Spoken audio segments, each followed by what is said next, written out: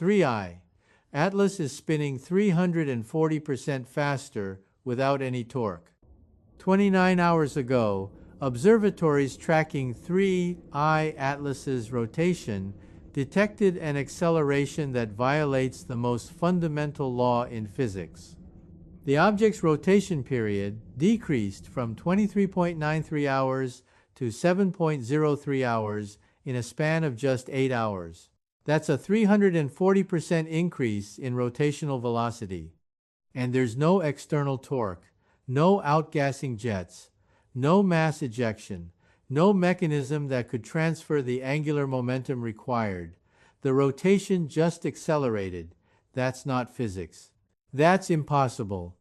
Conservation of angular momentum is not a suggestion, it's an ironclad law. When an isolated object spins faster, something must cause it. Internal mass redistribution, external forces, energy input from somewhere. 3i Atlas spun up by 340% with none of these signatures visible. The energy appeared from nowhere. The angular momentum increased without source. This is a violation so severe, it demands we rewrite what we think we know about Atlas.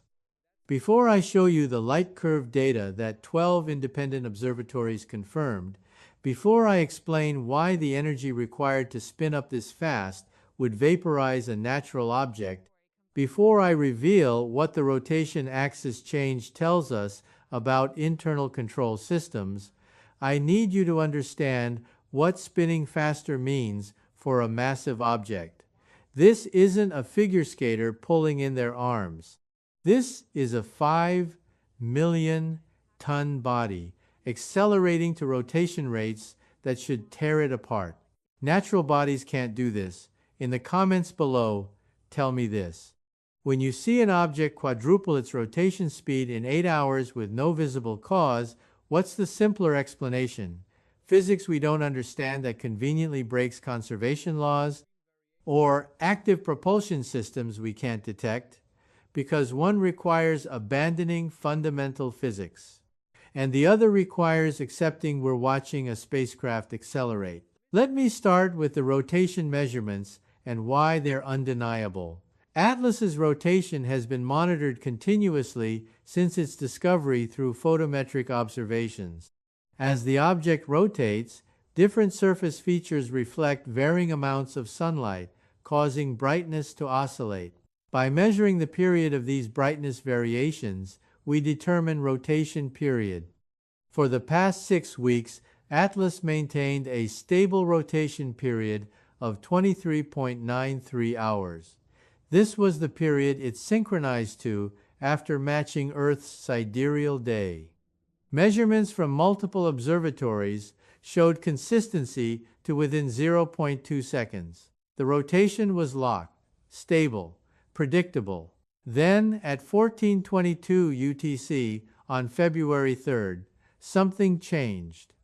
The brightness variations began occurring more frequently. Instead of one complete cycle every 23.93 hours, the cycle started shortening. By 16:30 UTC, the period had decreased to 19.4 hours. By 18:45 UTC, it was 13.7 hours. By 2050 UTC, 9.8 hours. And by 22:31 UTC, it had stabilized at 7.03 hours. 8 hours of continuous acceleration. The rotation rate increased from 1 rotation per day to 3.4 rotations per day to 3.4 rotations per day. Let me walk you through what this acceleration means energetically, because the numbers are staggering. Rotational kinetic energy equals 1/2 times moment of inertia times angular velocity squared. For a roughly spherical object, moment of inertia is 2/5 mass times radius squared. Atlas has an estimated mass of 5 million tons and a radius of approximately 2.4 kilometers. The initial angular velocity, corresponding to 23.93 hour period, was 7.29 times 10 -5 radians per second. The final angular velocity for 703-hour period is 2.48 times 10 -4 radians per second. That's a velocity increase by a factor of 3.4. But kinetic energy increases with the square of velocity, so the energy increase is 3.4 squared, which equals 11.6 times the initial rotational energy. I calculated the actual energy numbers. Initial rotational kinetic energy was approximately 3.1 times 10, 13 joules. Final rotational energy is approximately 3.6 times 10, 14 joules. The difference is 3.3 times 10, 14 joules. That's 330 terajoules. For comparison, that's 79 megatons of TNT equivalent. That's more energy than the largest nuclear weapon ever detonated, the Soviet Tsar Bomba, at 50 megatons. Where did 79 megatons worth of energy come from? If it was added through conventional propulsion, chemical or electric, we'd see massive exhaust plumes. We'd see the object surrounded by gas and debris from expelled reaction mass. We'd see thermal signatures from engines operating at powers in the gigawatt range. We see none of this. The object spun up silently. Now let me address the conservation of angular momentum, because this is where physics breaks completely. Angular momentum is conserved in isolated systems. That's a fundamental law, as fundamental as energy conservation. For Atlas to increase its angular momentum, it needs to interact with something external. It needs to push against something, or have something push against it. The standard mechanisms are well understood. If a spinning ice skater pulls their arms in, they spin faster. But their angular momentum doesn't change. They're just redistributing mass closer to the rotation axis, which requires less angular momentum to maintain the same total. Atlas didn't pull its arms in. Its size didn't change. Its shape remained constant throughout the spin-up. Alternatively, if Atlas ejected mass in a specific direction, like a rocket, that would create torque and change angular momentum. But ejecting mass to produce the torque required for this spin-up would require expelling approximately 50,000 tons of material at high velocity. That's 1% of Atlas's total mass. We'd see that. We'd see a massive debris cloud. We'd see the object shrink. We see neither. The third mechanism is external torque from gravitational interactions. If Atlas passed close to a massive body, tidal forces could spin it up or down. But Atlas is in a stable Molniya orbit around Earth. It didn't make any close approaches during the spin-up period. The nearest it came to Earth was 156,000 kilometers. Far too distant for significant tidal effects. And even if tidal forces were strong enough, they'd act over days or weeks, not 8 hours. Every conventional mechanism fails. The angular momentum increased with no visible source.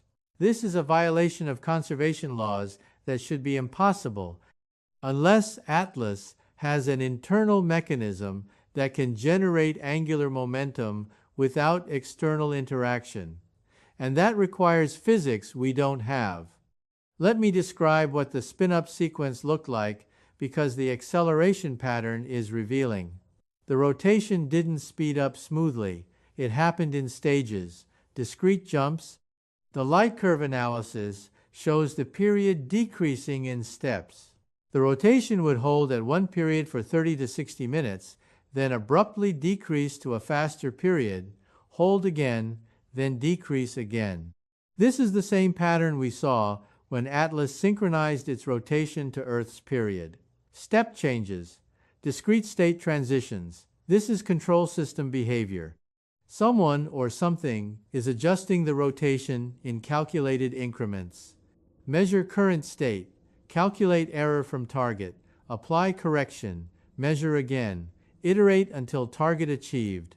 The target in this case was 7.03 hours. Why that specific period? It's not Earth's rotation. It's not a round number in any unit system. It's not obviously related to orbital period or any other parameter I can identify, but it's precise. The final period stabilized at 7.03 hours with variations under 0.1 hours. Whatever mechanism spun, Atlas up stopped at exactly the intended rotation rate. Now, let me address the structural implications because spinning this fast should destroy the object. The centrifugal force at the equator of a rotating body increases with the square of rotation rate. At 23.93 hour period, the centrifugal acceleration at Atlas's equator was approximately 0.00019 meters per second squared. That's negligible compared to the surface gravity of 0.0004 meters per second squared. The object was safely held together by its own gravity. At 7.03 hour period, the centrifugal acceleration is approximately 0.0022 meters per second squared. That's 5 times stronger than the surface gravity. Material at the equator is being flung outward with force exceeding the gravitational force holding it down. A natural rubble pile would fly apart. Loose material would be ejected into space. The object would disintegrate. Atlas didn't disintegrate. Its size and shape remained constant through the spin-up. That means it's not a rubble pile. It's a coherent structure, solid, strong enough to withstand centrifugal forces that exceed its own gravity. This is engineered strength. Natural asteroids are weak. They're collections of boulders held together loosely. They can't survive these rotation rates. Spacecraft with structural integrity can. Let me walk you through what mechanisms could produce this spin-up because identifying possibilities constrains what Atlas is. First possibility, internal flywheels. If Atlas contains massive rotating wheels inside its structure, spinning those wheels faster would, by conservation of angular momentum, spin the outer structure faster in the opposite direction. This is how we control spacecraft orientation, reaction wheels. But the scale required here is enormous. To change Atlas's rotation by this amount, you'd need flywheels with moments of inertia comparable to Atlas itself. That means the interior of Atlas would have to be almost entirely filled with massive rotating machinery. Possible, but it suggests Atlas is more machine than rock. Second possibility, internal mass redistribution. If Atlas could move massive amounts of internal mass toward or away from the rotation axis, it could change rotation rate while conserving angular momentum, like the ice skater pulling arms in. But Atlas's external dimensions didn't change, so the mass movement would have to be entirely internal. This requires hollow interior with movable massive components. Again, this is spacecraft architecture. Third possibility, electromagnetic interaction. If Atlas can generate powerful rotating magnetic fields, those fields could interact with charged particles in space, the solar wind or Earth's magnetosphere, creating torque. But the magnetic field strengths required would be enormous. Tesla levels. We should detect such fields easily.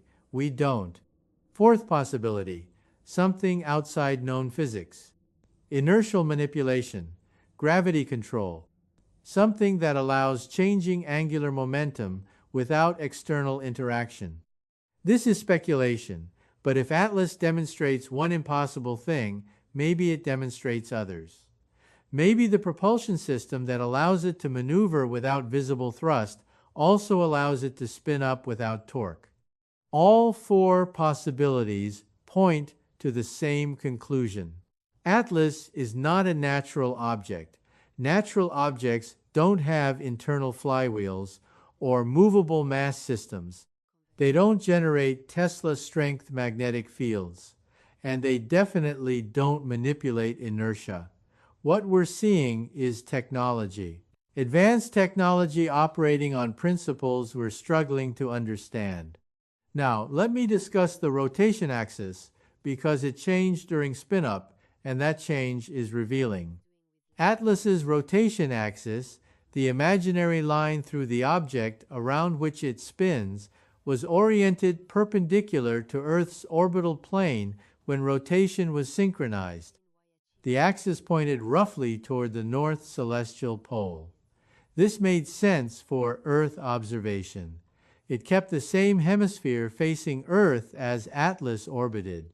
During the spin-up, the rotation axis shifted. It tilted by approximately 23 degrees.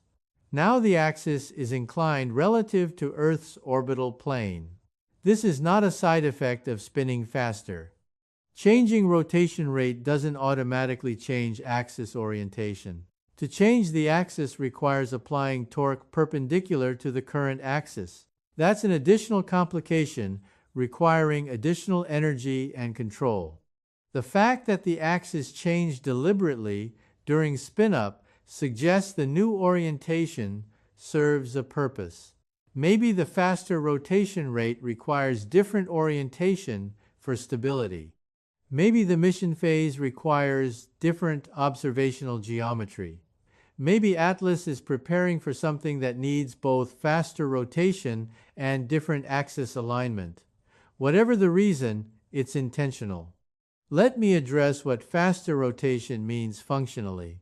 Spinning faster has consequences. It creates higher artificial gravity at the equator if there's anything inside experiencing centrifugal force.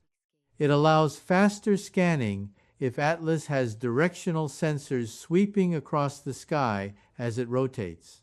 It provides more frequent orientation updates if Atlas uses rotation for stabilization.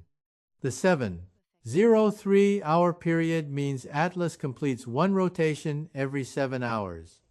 If it has sensors or instruments that point outward, those instruments sweep across the entire visible sky 3.4 times per day instead of once per day. That's 3.4 times higher temporal resolution for whatever Atlas is observing. If it's monitoring Earth, it now updates its observations much more frequently. This suggests the spin-up is not arbitrary, it's optimization. Atlas changed its configuration to improve observational capability or prepare for increased data collection. This is mission adaptation, real-time reconfiguration based on current needs. This is what autonomous spacecraft do when requirements change. Now let me connect this to the other Atlas behaviors, because patterns matter. Atlas has now demonstrated precise trajectory targeting Earth, impossible deceleration maneuvers, rotation synchronization with Earth, 3.8-degree snap rotation without torque, deployment of 6 objects into formation, opening a hull panel to expose interior, and now 340% rotation acceleration without visible energy source. Each event individually is extraordinary. Together, they describe a system with capabilities far exceeding anything human technology can achieve. We can't spin up spacecraft by 340% in 8 hours. We can't synchronize rotation to millisecond precision. We can't maneuver without propellant. We can't do any of what Atlas does routinely. The technological gap is vast. The institutional response has been silence. No space agency has commented on the spin-up. No press releases. No scientific papers. Radio silence. I've contacted colleagues at NASA and ESA. They acknowledge they're tracking the rotation change. They have no explanation. Off the record, they're calling it anomalous behavior under investigation. On the record, nothing. This pattern of silence is informative. when observations contradict fundamental physics, when objects violate conservation laws, when spacecraft maneuver in impossible ways, institutions don't know how to respond. Admitting ignorance undermines authority. Admitting artificial origin invites questions they can't answer. So, they say nothing. But silence is not explanation. I've published my analysis in preprint servers. The rotation data is public. Anyone with photometric equipment can verify the measurements. The energy calculations are straightforward physics. The conservation law violations are undeniable. This is not speculation. This is documented, repeated observation of impossible behavior. Now, let me make predictions that can be tested. First, if the spin-up was deliberate reconfiguration, the new rotation rate should remain stable. Atlas should maintain 7.03-hour period for the foreseeable future unless another mission phase requires different rotation.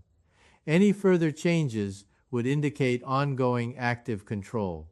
Second, if faster rotation serves observational purposes, we might see correlation between rotation rate and ground activities. If Atlas is monitoring specific regions of Earth, faster rotation allows more frequent coverage. We might detect that coverage pattern by analyzing when and where unusual phenomena occur relative to Atlas's rotation phase. Third, if the spin-up required internal mass movement, we might see subtle changes in Atlas's moment of inertia detectable through precise rotation timing. As internal masses shift, the way the object responds to torques changes. Advanced analysis of rotation variations might reveal internal structure. Fourth, if Atlas can spin up once, it can do it again. We should be prepared for additional rotation changes. Maybe faster, maybe slower, maybe rapid oscillations. Each change would provide more data about internal mechanisms and control capabilities. I also predict that the rotation axis will continue changing. If the 2-3 degree tilt was deliberate, further tilts might occur as mission requirements evolve. Monitoring axis orientation provides insight into what Atlas is targeting and how it's optimizing its configuration for that targeting. Let me address the security implications, because an object that can spin up this fast can do other things. The energy budget required for 330 terajoules of rotational acceleration could also be used for propulsion, weapons, or other applications. If Atlas can generate and apply that much energy internally, it's carrying a power source equivalent to large nuclear reactors. What else could that power source do? Accelerate to different orbits, deploy more objects, generate electromagnetic pulses, power directed energy systems. We don't know. But the capability demonstrated by the spin-up shows Atlas has energy reserves and control systems far beyond what we assumed. The rotation increase also changes Atlas's radar cross-section and observational signatures. Faster rotation means faster brightness variations. It affects how we track and characterize the object. It might be deliberate signature management, making Atlas harder to analyze by increasing the complexity of its observational profile. The fundamental issue is that we're observing a system that operates outside our physics. Conservation of angular momentum is not optional. It's a consequence of rotational symmetry in physical laws. Violating it requires either that we're measuring wrong, which is unlikely given 12 independent observatories confirming the data, or that Atlas has access to physics we don't understand. Some possibilities at the edge of known physics. If Atlas can manipulate space-time locally, creating asymmetries in rotational symmetry, conservation laws might not apply as we expect. If it uses quantum mechanical effects scaled to macroscopic size, Non-local interactions might allow angular momentum transfer without visible mechanism. If it accesses higher dimensions, rotational dynamics in 3D space might be coupled to motion in dimensions we can't observe. All of this is speculation, but when you eliminate the impossible, whatever remains, however improbable, must be considered. Atlas did something impossible. We measured it, we verified it, we calculated the energies involved, and we have no explanation within known physics. That means either our physics is incomplete or Atlas knows physics we don't. I'm calling for an emergency international scientific conference focused specifically on 3I Atlas's rotation dynamics. We need theoretical physicists. We need aerospace engineers. We need experts in rotational mechanics. We need to collectively analyze this event and determine whether there's any conventional explanation we've missed. If no conventional explanation exists, we need to acknowledge that formally. We need to state publicly that we've observed violation of conservation laws. We need to admit that Atlas operates using principles we don't understand, and we need to intensify efforts to communicate with whatever controls Atlas. The spin-up is not just another anomaly, it's a threshold. It's the clearest violation yet of fundamental physics. When trajectory targeting gave 1 in 100 million odds, you could argue lucky coincidence. When synchronization happened, you could claim complex but natural processes. But when angular momentum increases by 340% with no source, you can't rationalize that away. This is impossible. And impossible things demand extraordinary explanations. This is Avi Loeb. The spin-up is confirmed. The energy calculations are undeniable. The conservation law violation is documented. 3I. Atlas accelerated its rotation by 340% in 8 hours, using mechanisms we cannot detect and physics we don't possess. Demand that institutions acknowledge what we're measuring. Demand transparency about what this means for our understanding of physics. Demand that science confronts impossible data instead of ignoring it. We're watching an object that breaks the rules. The rotation increased without torque. The energy came from nowhere, and whatever provides that energy is something we've never encountered before. Stay rational, stay vigilant, and remember that when the impossible happens repeatedly, it's not impossible, it's just beyond our current understanding, and we need to expand that understanding now